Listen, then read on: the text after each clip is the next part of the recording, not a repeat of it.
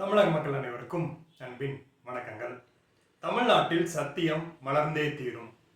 இது என்னடா புதுசாக ஏதோ சொல்கிற மாதிரி இருக்குன்னு நீங்கள் யோசிக்கீங்க. நாம் அனைவரும் பெரும்பான்மையாக கேள்விப்பட்டிருக்கிறது என்னென்னா, தமிழ்நாட்டில் தாமரை மலர்ந்தே தீரும் அப்படின்ற வாக்கியத்தை தான் நம்ம கேள்விப்பட்டிருப்போம். சத்தியம் 2026 சட்டமன்ற தேர்தலில் வெற்றி பெற வேண்டும்.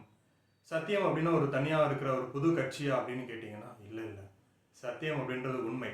உண்மையாய் மக்களுக்கு யார் சேவை செய்ய வேண்டும் அப்படின்ற அந்த சிந்தனையோடு, அந்த எண்ணத்தோடு, அந்த ஒரு திட்டமிடுதலோடு மக்களை சென்றடைந்து மக்களுக்கான காரியங்களை செய்தலே சத்தியத்திற்குரிய அடிப்படை கோட்பாடாகும்.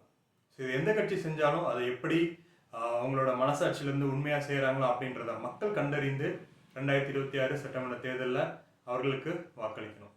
சும்மா அந்த சத்தியம் உண்மை அப்படின்னு பேசுகிறவர்கள் அல்ல, ஏதோ காலப்போக்கில் அரசியலுக்கு வந்து அதை பேசி வாக்கு பெற நினைக்கும் மக்கள் பகுத்தறிந்து ஆராய்ந்து செயல்படாவிட்டால் தமிழகம் மிகப்பெரிய ஒரு கஷ்டத்திற்குள்ளான சூழ்நிலைக்கு தள்ளப்படும்.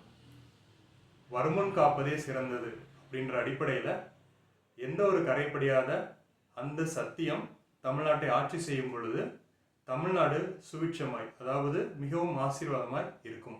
நன்றி.